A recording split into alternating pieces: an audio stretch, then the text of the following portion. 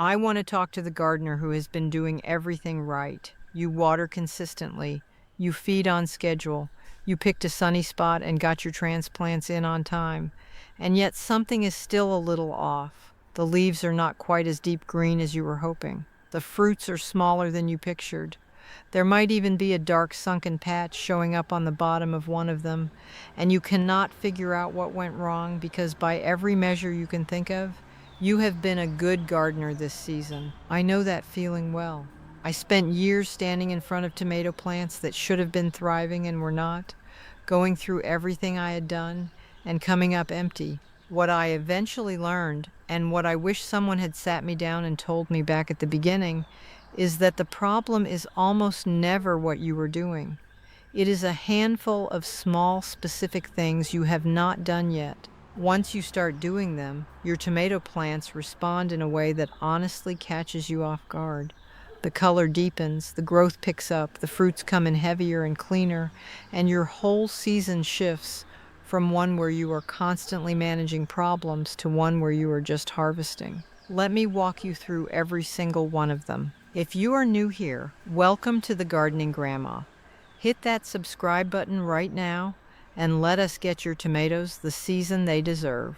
The first thing, bury the stem deep when you plant. Most gardeners plant their tomatoes the same way they plant everything else. Dig a hole, drop the plant in, cover the roots, done. And for most vegetables, that is completely fine.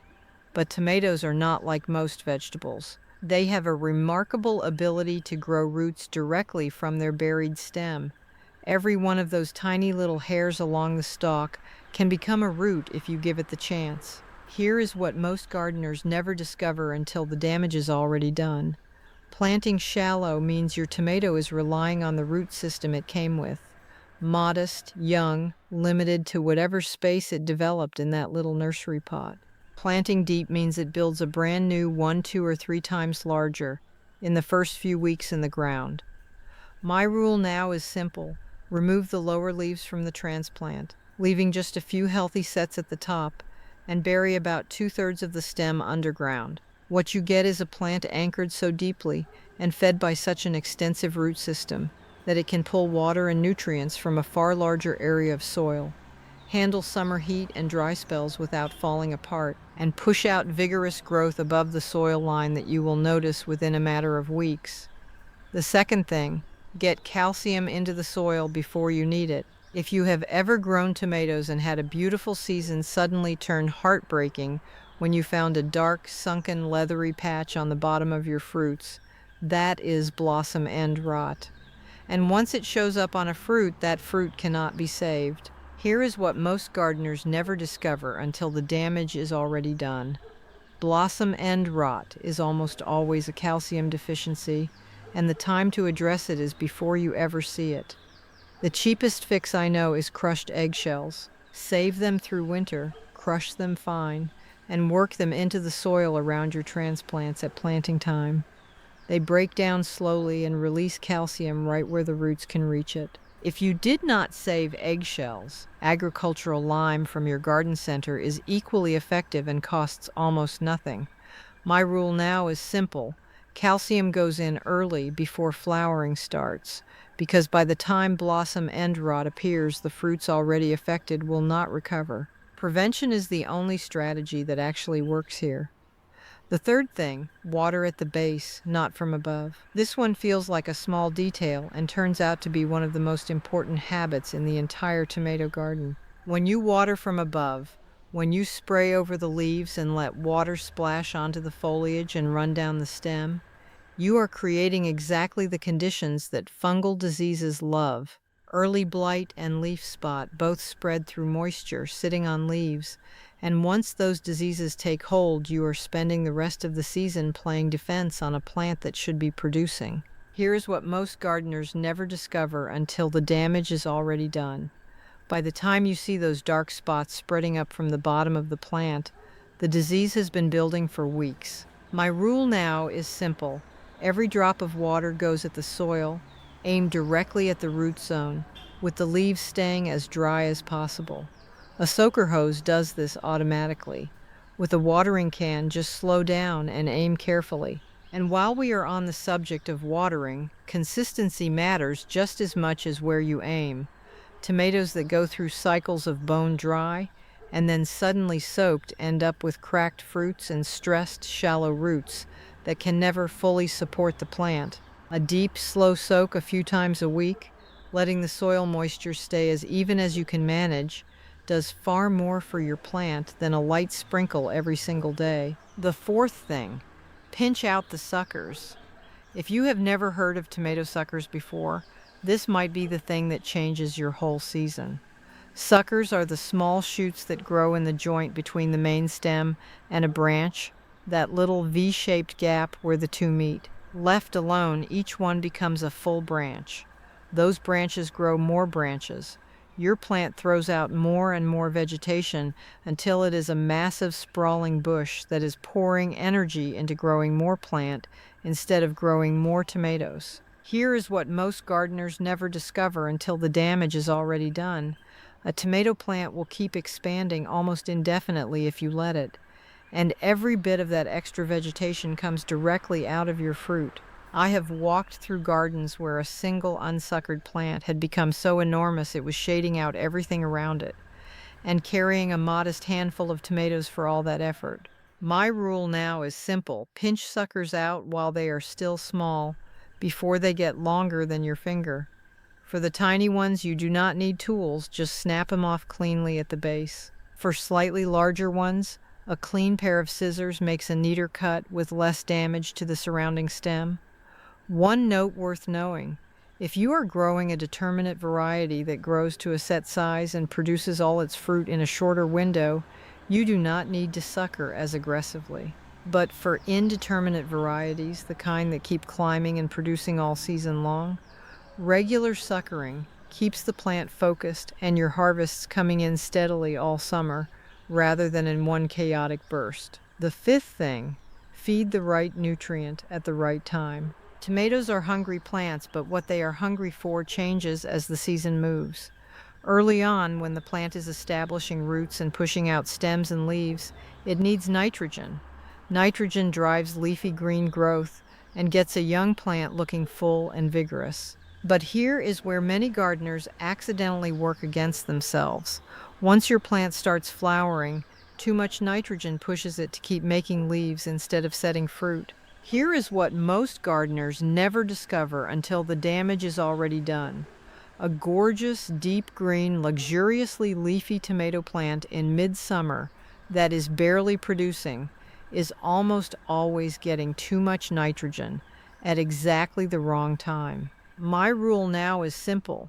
Early on, a balanced fertilizer does the job.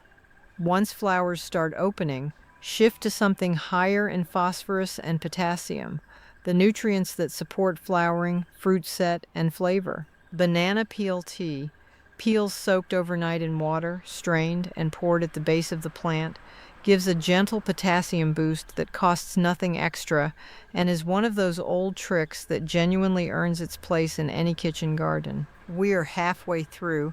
If you are growing tomatoes this season, drop a comment and tell me what variety you are working with. I read every single one, and if you have not subscribed yet, please do.